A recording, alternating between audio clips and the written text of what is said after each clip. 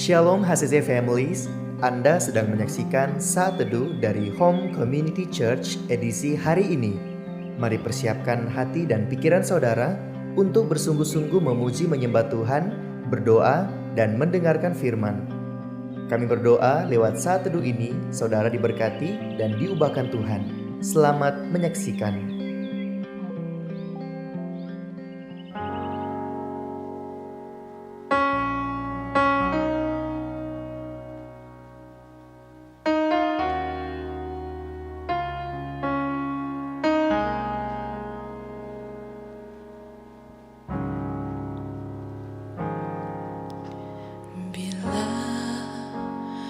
Buka mataku dan lihat wajahmu, ku terkagum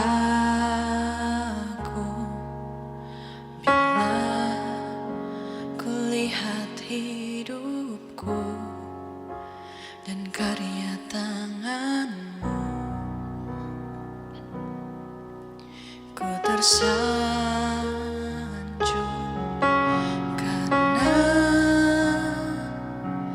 semua yang baik dalam hidupku, itulah karyamu. Kau beri kesempatan yang baru, dan ku ingin mengenalmu, Tuhan, lebih dalam dari semua yang ku kenal. Tiada kasih yang melebihimu. Ku ada untuk menjadi penyembahmu.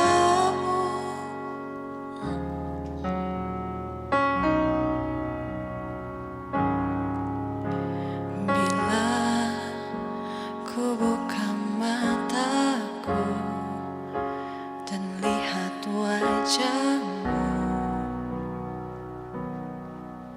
ku terkagum bila ku lihat hidupku dan karya tanganmu. Ku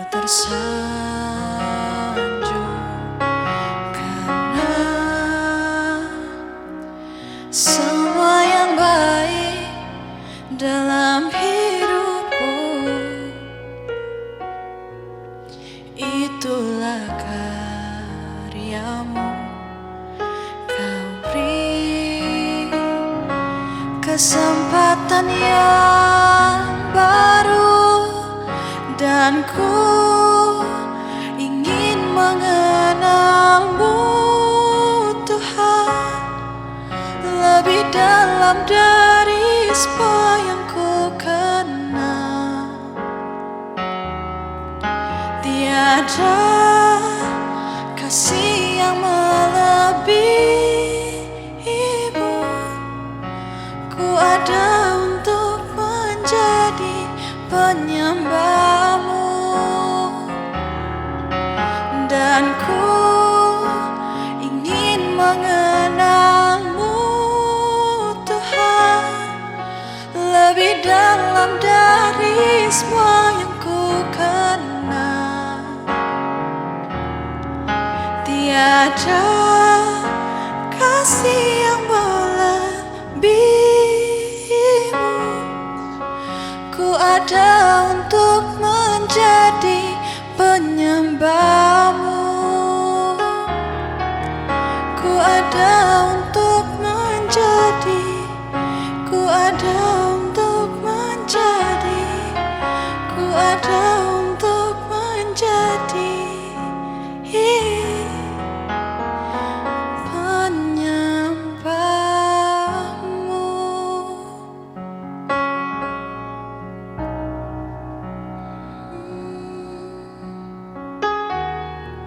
Terima kasih.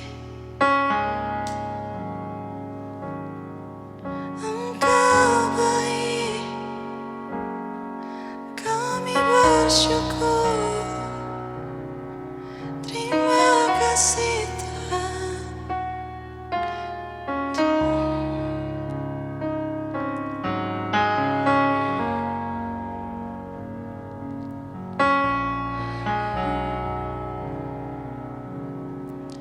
Terima kasih Tuhan.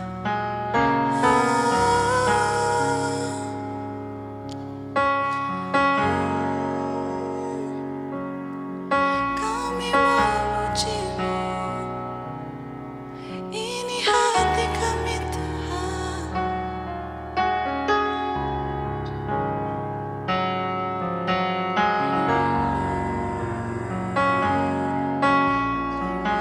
kasih.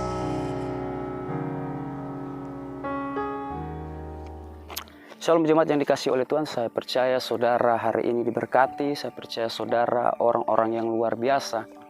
Karena Kristus hidup dalam kita dan kita hidup dalam Kristus. Kita yang tadinya orang biasa, ketika kita ada di dalam Dia dan Dia di dalam kita, kita menjadi orang-orang yang luar biasa. Sebelum kita masuk dalam firman Tuhan, mari kita berdoa terlebih dahulu. Terima kasih Bapa yang baik, kami boleh ada semuanya karena kebaikan-Mu. Dan kami percaya kami boleh hidup hari ini karena ada rencana Tuhan yang belum tergenapi dalam hidup kami. Oleh sebab itu pakai hidup kami supaya kami bisa menjadi orang yang menceritakan tentang kebenaran firman-Mu. Terima kasih Tuhan Yesus, sertai kami, urapi kami agar kami dapat mengerti firman yang akan kami dengarkan saat ini. Haleluya, amin. Shalom saudara, saya diberikan kesempatan sekali lagi untuk menyampaikan kebenaran firman Tuhan.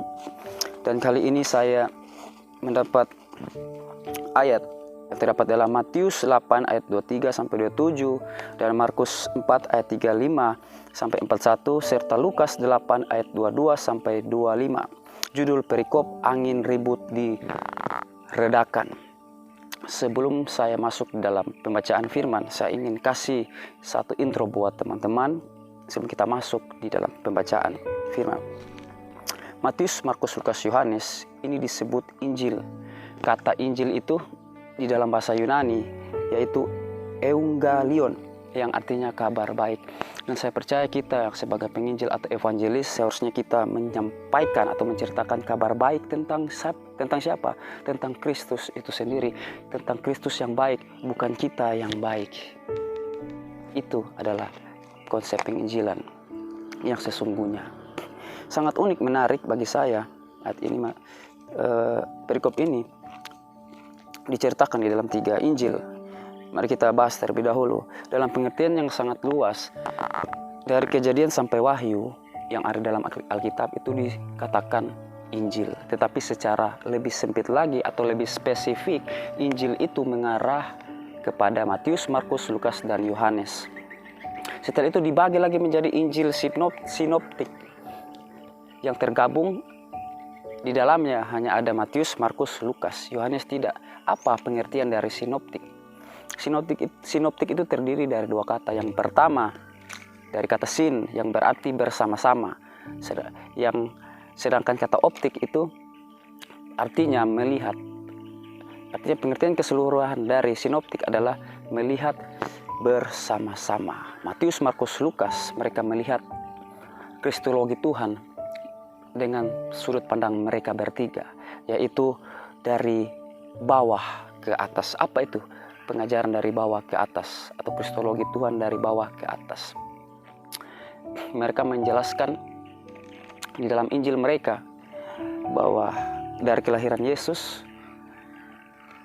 tumbuh kembang Tuhan Yesus, kematian Tuhan Yesus, kebangkitan Tuhan Yesus dari antara orang mati, serta naiknya Tuhan Yesus ke surga. Itu yang dimaksudkan dengan kristologi dari bawah ke atas. Sedangkan Yohanes menceritakan dengan versi yang berbeda. Dia melihat dari atas ke bawah, menjelaskan kristologi Yesus dari atas ke bawah. Contohnya terdapat dalam 1 Yohanes 1, pada mulanya adalah firman. Dan Yohanes 1 ayat 14 bilang, firman itu telah menjadi manusia dan diam di antara kita. Walaupun terjadi perbedaan, tetapi mereka sama-sama menceritakan tentang Yesus itu sendiri di dalam versi yang berbeda-beda. Tidak masalah. Oke, di sini kita akan akan baca ayatnya. Matius 8 ayat 23 sampai yang ke-27. Mari kita baca. Lalu Yesus naik ke dalam perahu dan murid-muridnya pun mengikutinya. Sekonyong-konyong mengamuklah angin ribut di danau itu, sehingga perahu itu ditimbus gelombang. Tetapi Yesus tidur, maka datanglah murid-muridnya membangunkan dia. Katanya, "Tuhan, tolonglah kita binasa." Ia berkata kepada mereka, "Mengapa kamu takut, kamu yang kurang percaya?" Lalu bangunlah Yesus mengharik angin dan danau itu, maka danau itu menjadi teduh sekali. Dan heranlah orang-orang itu, katanya, "Orang apakah dia ini sehingga angin dan danau pun taat kepadanya?" Oke, dari ayat ini kita akan belajar dari 3 perspektif. Yang pertama, saya melihat dari Tuhan Yesus yang terdapat di dalam ayat 23 sampai 24. Yang kedua, murid-murid ayat 25 sampai 26. Yang ketiga, angin dan danau yang terdapat di dalam ayat 27. Mari kita bahas satu persatu. Yang pertama, Yesus yang menyuruh murid-murid untuk pergi menyeberang danau. Jadi ketika mereka ingin menyeberang, bukan inisiatif murid, tetapi inisiatif Tuhan yang memerintah mereka supaya mereka pergi menyeberang danau. Coba kita lihat di perikop sebelumnya di ayat 18 bilang, "Maka kata Yesus melihat orang banyak mengelilinginya, ia menyuruh bertolak ke seberang." Jadi jelas bahwa Yesus yang menyuruh mereka untuk bertolak ke seberang. Tujuannya kemana? Ke Gadara atau ke Gerasa. Itu terdapat di dalam perikop selanjutnya. Tujuannya apa? Mereka ingin menyembuhkan. Tuhan ingin menyembuhkan orang yang sedang kerasukan legion pada saat itu. Kalau dipikir juga mereka bisa lewat jalur darat, tetapi Tuhan memilih jalur air. Penyebabnya apa? Mengapa demikian? Yang pertama, bisa jadi Tuhan sedang kelelahan atau kecapean. Karena secara jasmani, Yesus adalah manusia 100%, dia juga Allah 100%. Artinya, dia punya tubuh yang sama seperti kita, yang bisa merasakan kelelahan atau kecapean. Maka dari itu Tuhan memilih untuk mengambil jalur laut agar dia punya waktu untuk menenangkan diri dan dia punya waktu untuk beristirahat. Yang kedua, Tuhan Yesus sengaja melewati tempat di mana sering terjadi badai yang besar untuk menguji iman murid-muridnya. Jadi, kalau kita lihat secara geografis atau latar belakang, danau tersebut, lokasi tersebut memang ada saatnya musim-musim tertentu di mana akan ada badai dan akan ada badai yang sangat luar biasa. Dan Tuhan tahu akan ada badai yang menghampiri perahu mereka. Tuhan tahu, dia tidak tahu.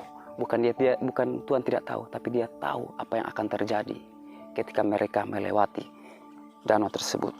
Yang ketiga, ya alasannya supaya apa? Karena Tuhan ingin menguji iman daripada murid-muridnya yang sedang bersama dengan mereka, yang sedang bersama dengan Tuhan pada saat itu di dalam perahu. Yang ketiga, Tuhan Yesus sengaja tertidur agar dapat mengetahui murid-murid dalam keadaan mendesak, mereka tetap tenang atau panik. Jadi Tuhan sengaja tertidur supaya apa? Dia ingin menguji di dalam kondisi yang mendesak sekalipun, kondisi tersulit, apakah murid-muridnya ini yang bersama dengan dia, yang tahu Yesus adalah kebenaran dan hidup, yang tahu Yesus adalah orang yang bisa menyembuhkan orang sakit, bahkan orang yang mati bisa dibangkitkan. Apakah mereka panik atau bagaimana? Terbukti mereka panik ketika mereka dihadapkan dengan situasi yang sangat luar biasa pada saat itu.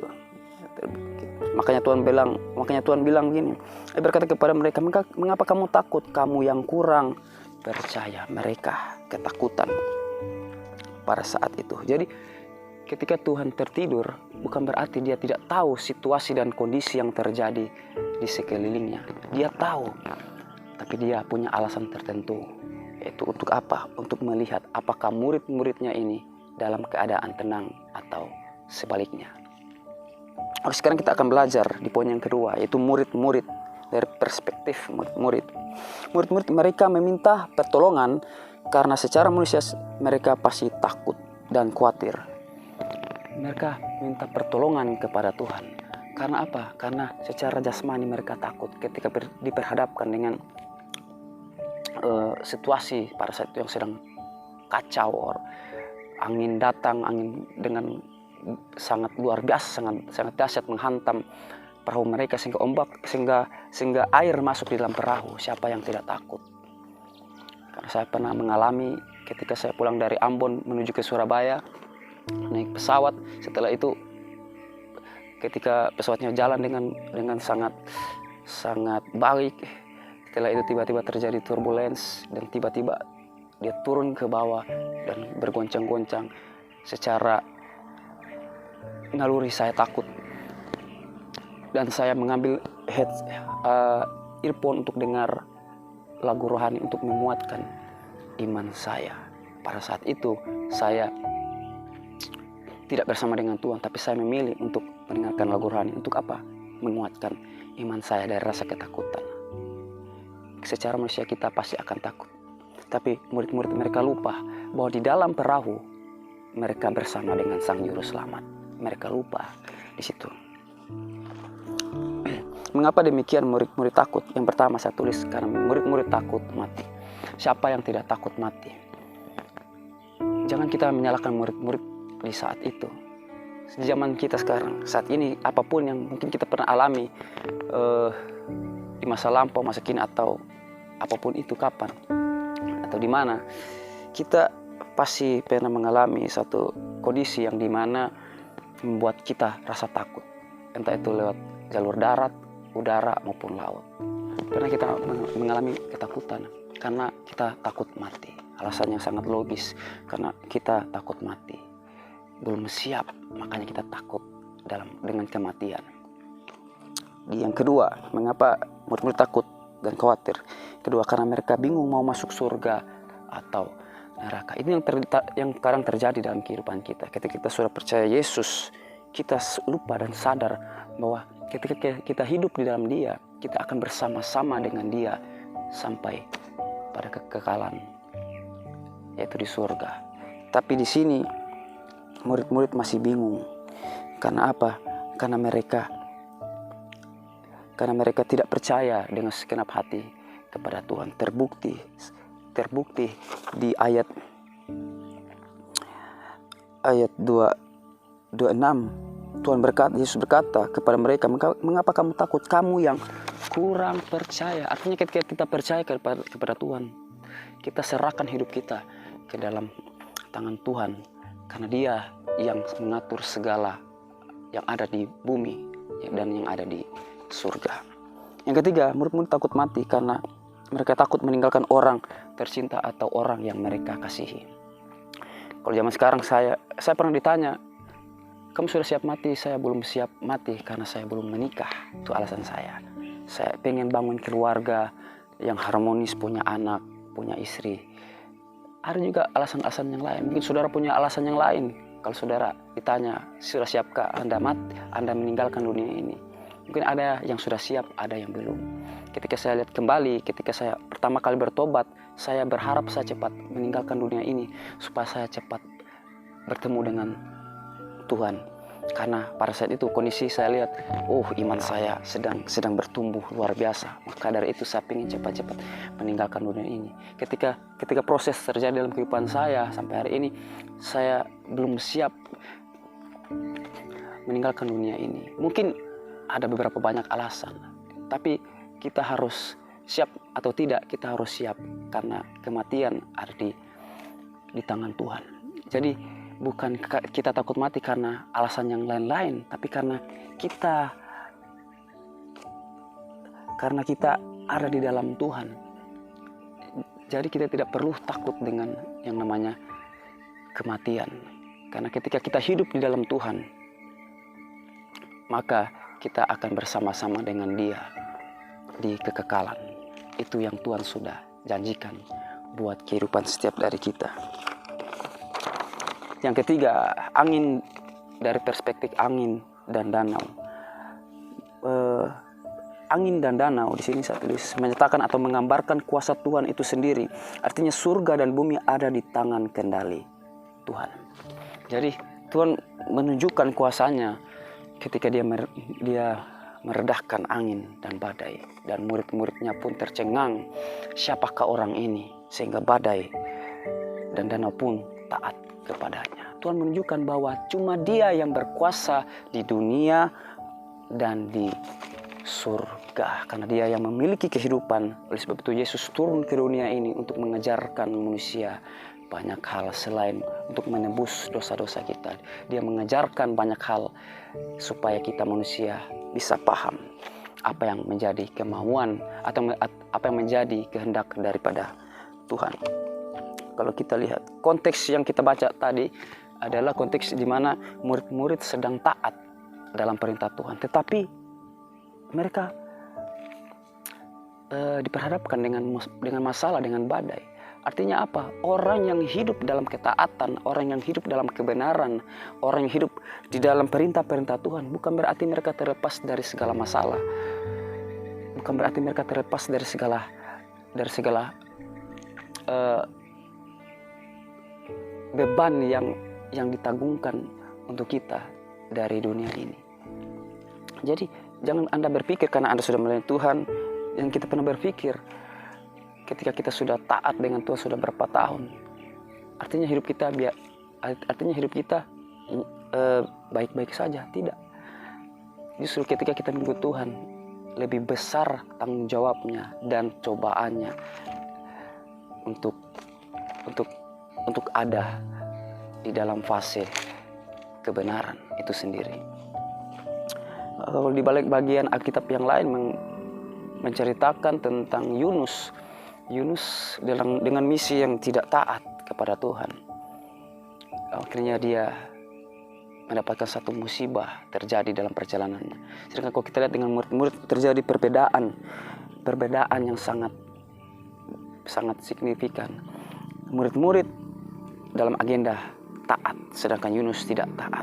Perbedaannya adalah orang yang taat disertai oleh Tuhan sampai pada kedamaian yang kekal. Mereka akan disertai oleh Tuhan di dalam kedamaian yang kekal. Mungkin mereka dapat cobaan atau masalah yang terjadi, tapi mereka akan selalu disertai Tuhan sampai kekekalan untuk mendapatkan kedamaian. Sedangkan orang yang tidak taat akan mengalami murka Tuhan sampai pada kebinasaan yang kekal, sampai di neraka Tuhan akan cari mereka untuk mempertanggungjawabkan segala perbuatan mereka. 3 poin yang saya bagikan. Yang pertama, Tuhan tidak pernah tertidur dalam menyertai kita. Tuhan tidak pernah tertidur dalam menyertai setiap dari kita. Terbukti bahwa ketika Yesus pun tidur di atas perahu, di dalam perahu, tidak terjadi apa-apa walaupun dia tidur. Walaupun ada terjadi sedikit guncangan atau guncangan yang sangat luar biasa, tapi itu ada dalam kontrol Tuhan. Yang kedua, iman dan ketenangan. Saat kita diperhadapkan dengan situasi dan kondisi yang tidak mengenakan atau sedang dalam keadaan terpuruk, kita diajarkan untuk memiliki iman serta ketenangan. Karena orang yang tenang yang akan dapat berpikir dengan jernih, dengan sesuatu yang baik. Sedangkan orang yang tergesa-gesa, orang yang panik, mereka akan tidak bisa mengambil satu keputusan mana yang baik dan mana yang benar. Yang ketiga, semua dapat terkendali di tangan Tuhan. Apapun yang terjadi dalam kehidupan kita, Tuhan memegang kendali atas hidup kita.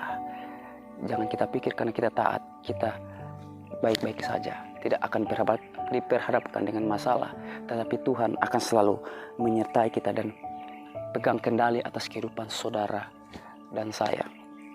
Kesimpulannya, Tuhan tidak berjanji supaya kita selalu ada dalam kenyamanan.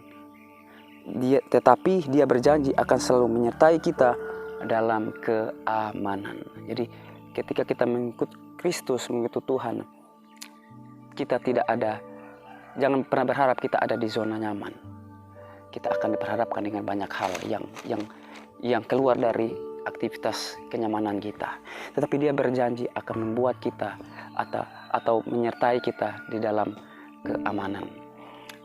Baik di dunia ini maupun di surga. Sekian firman Tuhan yang sudah saya bagikan semoga bisa menjadi sesuatu yang bermanfaat buat saudara yang mendengarkan khotbah renungan singkat pada pagi hari ini. Mari kita satukan hati, kita berdoa. Terima kasih Tuhan Bapa yang baik, kami sudah selesai mendengarkan firman-Mu. Biarlah firman-Mu ini bisa menguatkan kami, bisa membuat iman kami teguh, bisa mengajarkan kami ketika dalam situasi yang panik kami tetap tenang dengan penyertaan daripada Tuhan. Dan kami percaya bahwa Tuhan selalu pegang kendali atas kehidupan kami. Tuhan tidak pernah tertidur, tapi Tuhan selalu menyertai kami. Tuhan tahu kondisi kami, masalah kami yang terjadi. Dan kami percaya Engkau selalu pegang kendali, pegang kontrol atas kehidupan kami hari ini dan yang akan datang. Terima kasih Tuhan Yesus, kami sudah berdoa dan mengucap syukur. Mari sama-sama kita katakan amin. Terima kasih Anda telah menyaksikan Saat Teduh dari Home Community Church. Jika saudara merasa diberkati dengan video ini, mari bagikan video ini ke kerabat atau keluarga saudara, agar semakin banyak orang yang diberkati. Dan agar saudara tidak ketinggalan setiap video terbaru dari HCC, silakan tekan tombol subscribe dan nyalakan notifikasi. Sampai ketemu di video berikutnya. Tuhan Yesus memberkati.